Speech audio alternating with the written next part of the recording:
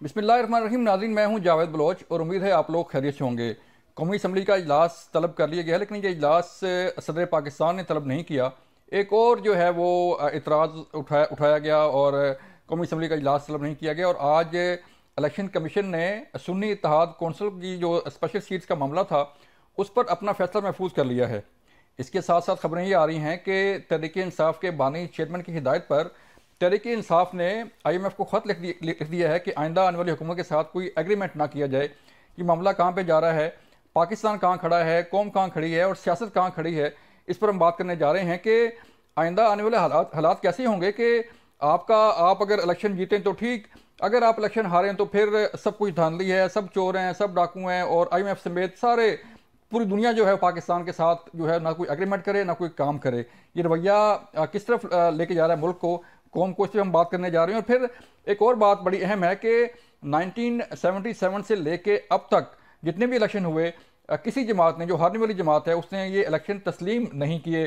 कभी धांधली किसी सियासी जमात पर लगाएगी का इल्ज़ाम लगाया गया और कभी शर्फिन पर जो है इल्ज़ाम लगाया गया कि वो धांधली में मुलव्वस है। इन तमाम पर बात करेंगे। हमारे साथ मौजूद हैं खुर्रम दस्तगीर साहब, तहरीके मुस्लिम लीग नून के इंतहाई अहम रहनुमा हैं, उनसे बात करेंगे।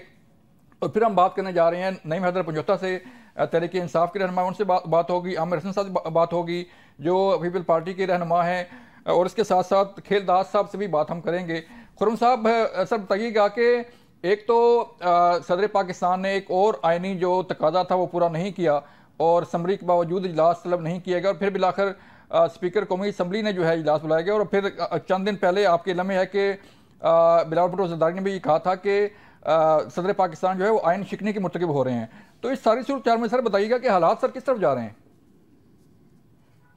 जी, जो शायद आज से 10 साल पहले जब एक धरना हुआ था तो इस जमात के ऊपर एक जमहूरियत का और सियासत का पर्दा था, वो चाक हो गया है। और ये बात वाज़ेह है कि हमें एक फाशिस्ट अफरीत का सामना है जो सिर्फ अपने इक़्तिदार की खातिर किसी भी चीज की कुर्बानी दे सकते हैं, किसी भी चीज पर एतराज कर सकते हैं, किसी भी मामले पे खत लिख सकते हैं। तो लिहाजा यहाँ सदर मुमलिकत ने हमेशा ही अपने आप को एक सियासी जमात का कारकुन साबित किया है, बजाय ये कि वो वफाक की अलामत बनते। लेकिन इस मामले में जहां कौमी असम्बली का इजलास बुलाना मकसूद है, अल्लाह करे कि आइन में सराहत से दर्ज है कि इंतखाबात के 21वें दिन कौमी असम्बली का इजलास होना है। सदर उससे पहले भी बुला सकते हैं, लेकिन अगर वो नहीं बुलाते तो 21वें दिन होना है। कल इंशाल्लाह 21वां दिन है, और इसीलिए आर्टिकल 91(2) के तहत स्पीकर कौमी असम्बली ने पास तलब कर लिया और कल इंशाल्लाह कौमी असम्बली का जो नए अराकीन है उनका हलफ हो जाएगा। और ये जो रविश है कि अगर हम नहीं तो फिर IMF भी नहीं और कोई मुल्क का मामला नहीं हो सकता, ये तो मुल्क दुश्मनी है। मैं बड़ी सराहत से बात कहना चाहता हूं, क्यों अपने सियासी तनाज़ात को मुल्क से बाहर लेकर जाना और खास तौर पे बैन अल-अक़वामी इदारों को इस चीज पर मजबूर करना कि वो पाकिस्तान के मामलात में कोई जज बनकर बैठे और उसकी बुनियाद फैसले करें, ये बहुत ही काबिल मुजम्मत बात है। पहले ही यही जमात जो है वो IMF को पाकिस्तान और CPEC के जो सारे मुआहदात थे उनकी तफसीलात लीक कर चुके हैं। IMF के मुआहदों में जो है मनी लॉन्ड्रिंग जैसे इश्यूज ला चुके हैं। तो पहले पाकिस्तान की जो खुद मुख्तारी है उसको बहुत नुकसान पहुंचाया है, और ये जो नया खत लिखने जा रहे हैं इससे खुद मुख्तारी को भी नुकसान पहुंचेगा। लिख दिया सर, खत लिख दिया सर, उसमें मजीद बदहाली पैदा होगी। जी, तो खुर्रम साहब मुझे बताइएगा कि शुरू से जब से तहरीक एतमाद पेश हुई और उस वक्त से लेके अब तक जो है वो हालात ऐसे ही हैं कि कभी जो है वो कहा गया अमेरिका ने साजिश कर दी है, कभी साइफर लहराया गया और कभी नारा लगाया गया एब्सोल्युटली नॉट का, लेकिन फिर कहा गया कि अमेरिका जो है उससे हमारी हेल्प करे। तो अब जो है IMF को कहा जा रहा है, तो कोई मिल बैठ के कोई काम जो है वो हो सकता है कि मुल्क के लिए काम किया जाए, अवाम के लिए काम किया जाए, या अपनी ज़ात के लिए सारा जो है वो सारी सियासत हो रही है? जी, हम तो तैयार हैं, लेकिन ये जो फासिस्ट जमात है अब इन्होंने एक नई جماعت کا لبادہ اوڑھ لیا ہے سنی اتحاد کونسل کے نام سے. ان کا جو مقصد ہے وہ جسے ہم فسطائیت کہتے ہیں یا فاشزم کہتے ہیں, اسی کی بنیاد پر یہ چلتے ہیں کہ صرف ان کو اقتدار چاہیے. جمہوریت ان کے لیے صرف اقتدار کی ایک سیڑھی ہے جس کے ذریعے وہ پہنچ سکتے ہیں. جو پاکستان کے عوام کی منشا شامل کرنا ہے وہ کہیں سے بھی ان کا مقصد نہیں ہے. اب اگر ہم ان سے بات کرنی ہے ہم اس کے لیے تیار ہیں, لیکن پہلے ان کو یہ وضاحت کے ساتھ کہنا پڑے گا, چاہے وہ پارلیمان میں آ کر کہیں کہ یہ جو روش تھی کہ ہمارے علاوہ سب کافر ہیں, غدار ہیں اور ڈاکو ہیں, انہیں یہ روش ترک کرنا ہوگی اور یہ کہنا ہوگا کہ ہم دوسری جماعتوں کا مینڈیٹ تسلیم کرتے ہیں. ان کو پاکستان کے عوام نے 30% ووٹ دیے ہیں لیکن 70% ووٹ ان کے خلاف بھی پڑے ہیں. تو ان کو جہاں وہ اپنے 30% کے اوپر ضرور شادیانے بجائیں, لیکن انہیں یہ اعتراف کرنا ہوگا کہ 70% لوگوں نے ان کے خلاف بھی ووٹ دیا ہے, وہ بھی پاکستانی ہیں اور ان کی رائے بھی اتنی ہی محترم ہے جتنی ان کی. تو لہذا یہ جو اگر آ کے واضح طور پر تشدد سے پیچھے ہٹتے ہیں, دوسروں کو لان تان سے پیچھے ہٹتے ہیں اور اس بات پہ کہتے ہیں کہ ضرور احتجاج کریں, ضرور جو ہے تنقید کریں, لیکن جب تک دوسری جماعتوں کا احترام کرنے کا اندیہ نہیں آتا تو ان سے بات کرنا مشکل ہو. صحیح ہے. تو خرم صاحب مجھے بتائیے گا کہ کل اجلاس ہے قومی اسمبلی کا اور حکومت سازی جو ہے وہ مکمل ہونے والی ہے. پنجاب میں گورنمنٹ بن گئی, کے پی کے اندر بن رہی ہے, بلوچستان میں جو ہے بن رہی ہے سارا. تو اب جو چیلنجز ہیں حکومت کو, ظاہری بات ہے ودن 3 months جو ہے وہ اپنے قرضے بھی واپس کرنے ہیں, آئی ایم ایف کے ساتھ نیا اگریمنٹ کرنا ہے, قوم کے ساتھ جو وعدے کیے ہوئے ہیں آپ لوگوں نے وہ بھی پورے کرنے ہیں کہ جو مہنگائی ہے, بے روزگاری ہے, جو حالات ہیں بجلی گیس بلوں کے وہ ٹھیک کرنے ہیں. تو کیا یہ سارے مسائل جو ہے وہ کس حد تک حل ہو پائیں گے؟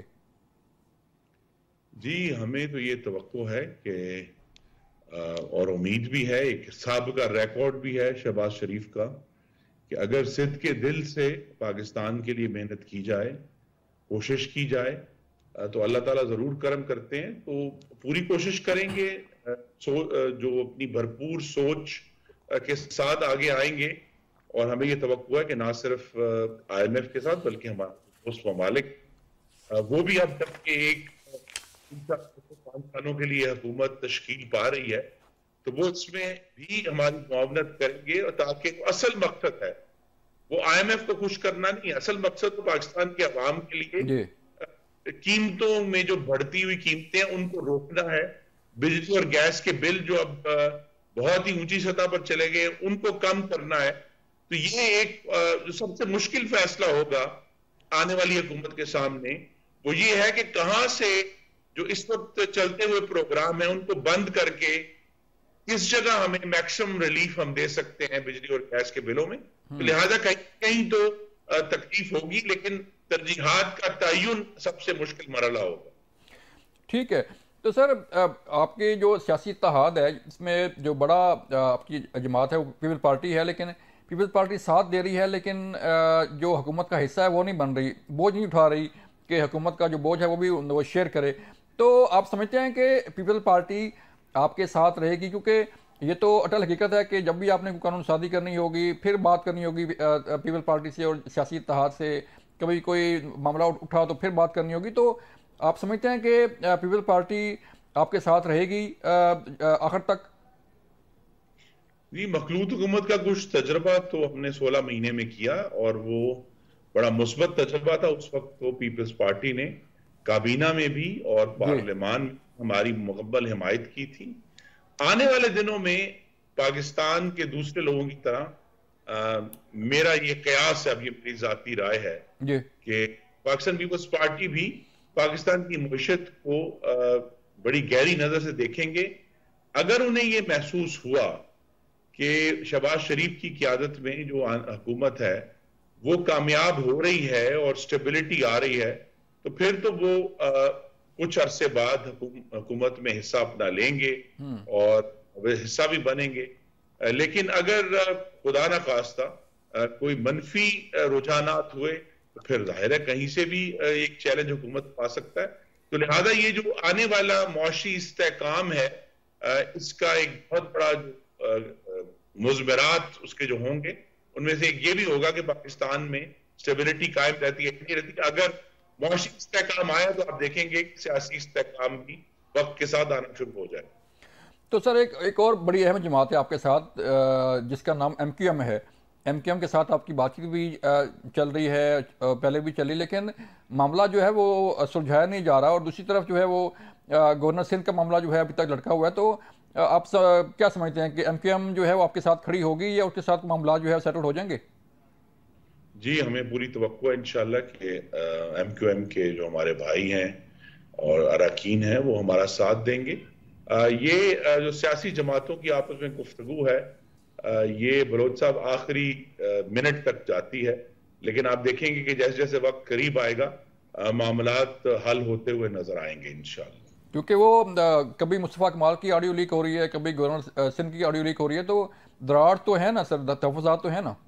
آڈیو لیکس تو چلتی رہیں گی, چونکہ علیحدہ جماعتیں ہیں, ان کا الیکٹوریٹ فرق ہے, ان کی جو توقعات فرق ہے, لیکن اس طرح میں نے کہا کہ جبکہ بالآخر قومی اسمبلی کا اجلاس کل ہونے جا رہا ہے انشاءاللہ, اور جیسی حکومت سازی ہوگی تو میری پوری توقع ہے کہ ایم کیو ایم جو ہے وہ حکومت کے ساتھ کھڑی ہوگی, کیونکہ وہ بھی کراچی اور جہاں سندھ کے شہروں میں ان کی حمایت موجود ہے, وہ بھی چاہتے ہیں کہ وہ شہر ترقی کریں, اور وہ ترقی تبھی ممکن ہوگی کہ اگر وہ حکومت کے ساتھ رہیں گے. بہت شکریہ خرم صغیر صاحب. یہ تھے خرم صغیر جو بڑی تفصیل سے بتا رہے تھے کہ پریزیڈنٹ عارف علوی نے کیوں نہیں بلایا اجلاس قومی اسمبلی کا, اور اسپیکر قومی اسمبلی کو اجلاس کیوں بلانا پڑا, ایم کیو ایم کے ساتھ معاملات کہاں پہ ہیں, اور جو مسائل ہیں عوام کے وہ کیسے حل کیے جائیں گے. مجھے ایک بریک لیے کہا جا رہا ہے, جب بریک سے واپس آئیں گے تو پھر ہم بات کریں گے تحریک انصاف سے بھی, ہم بات کریں گے پیپل پارٹی سے بھی, اور کھیل داس صاحب بھی ہمارے ساتھ ہوں گے. ملتے ہیں بریک کے بعد.